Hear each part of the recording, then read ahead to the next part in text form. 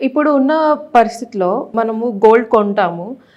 Okay. ఇప్పుడు ఈ టైంలో ఈ రేట్‌కి నేనిప్పుడు గోల్డ్ కొంటాను. ఆఫ్టర్ 5 ఇయర్స్ తర్వాత నేను దాన్ని ఎంతగా ఎక్స్‌పెక్ట్ చేయొచ్చు? గోల్డ్ రిటర్న్స్ అనేది హిస్టారికల్‌గా 8-10% మధ్యలో ఫ్లక్చుయేట్ అయితదండి యూజువల్‌గా. రీసెంట్‌గా మనకి గోల్డ్ 2020 దగ్గర నుంచి విపరీతంగా పెరిగింది. హ్మ్. గోల్డ్‌కి ఎప్పుడు కూడా బ్యాడ్ న్యూస్ ఈజ్ ఫీడింగ్. ప్రపంచమంతా కూడా ఇబ్బందులు ఎదుర్కొంటున్నప్పుడు గోల్డ్ అనేది సేఫ్ హెవెన్‌గా మారుతది.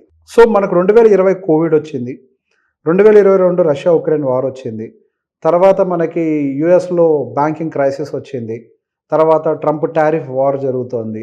ఇన్ని అన్‌సర్టెనిటీస్ గత 5 సంవత్సరాల్లో జరగటం వల్ల ప్రపంచంలో ఉన్నటువంటి స్టాక్ మార్కెట్స్ మీద పెద్ద ఎత్తున నమ్మకం లేనప్పుడు సహజంగా గోల్డ్ వైపుగా ఇన్వెస్ట్‌మెంట్స్ ఫ్లో అవుతాయి. అది సినారియో 1.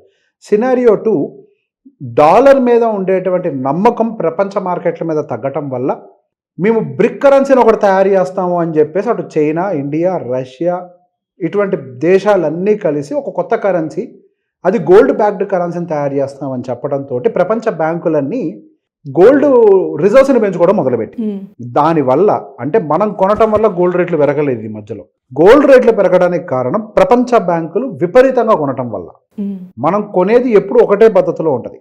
ప్రతి సంవత్సరం పెళ్ళిళ్ళు కొద్దిగా +- అదే రకంగా జరుగుతాయి. +- బయింగ్ అదే ఉంటుంది. అందులో మార్పులే ఉండవు. కానీ సడన్ జంప్ వచ్చింది అంటే దానికి గల కారణం పెద్ద ప్లేయర్స్ ఎవరో పెద్ద ఎత్తున కొన్నారు అని. ఆ పెద్ద ప్లేయర్స్ రిజర్వ్ బ్యాంక్స్. మన రిజర్వ్ బ్యాంక్ ఆఫ్ ఇండియా అవ్వచ్చు, చైనా సెంట్రల్ రిజర్వ్ బ్యాంక్స్ అయి ఉండొచ్చు, రష్యన్ రిజర్వ్ బ్యాంక్స్ అయి ఉండొచ్చు.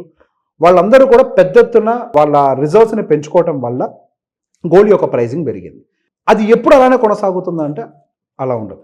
వాళ్ళకి ఎంత అవసరమో అంతవరకు పర్చేసింగ్ చేస్తూ ఉంటారు.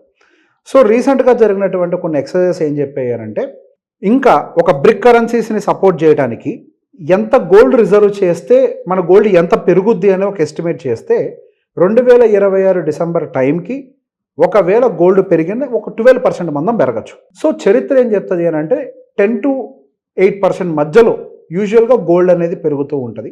గోల్డ్ కనుక పెరగటం ఆగింది అని అంటే 4-5 సంవత్సరాలు పెరగదు, ఆగిపోతుంది ఒక దగ్గర. యుఎస్ రిసెషన్లోకి వెళ్ళింది అనుకోండి, పెరుగుద్ది గోల్డ్. బ్యాడ్ న్యూస్, స్టాక్ మార్కెట్లు పనిచేయవు, అప్పుడు గోల్డే ఇన్వెస్ట్మెంట్, అప్పుడు పెరుగుద్ది. ఏమీ జరగట్లేదు, అంతా బాగుంది అనుకోండి, గోల్డ్ పెరగడానికి రీజనే లేదు. అట్లా గోల్డ్ అనేది long term investment point of వ్యూలో డెఫినెట్లీ మంచి అసెట్. ప్రతి మనిషి జీవితంలో వాళ్ళ ఎంటైర్ ఆస్తిని క్యాలిక్యులేట్ చేస్తే 10% గోల్డ్లో ఉండాల్సిందే. 10% ఉండాలి గోల్డ్లో. అది ఎప్పుడు అక్యుములేట్ చేస్తున్నాం అనేది ఇంపార్టెంట్. పెరిగినప్పుడు కొంటున్నామా, తగ్గున్నప్పుడు కొంటున్నామా?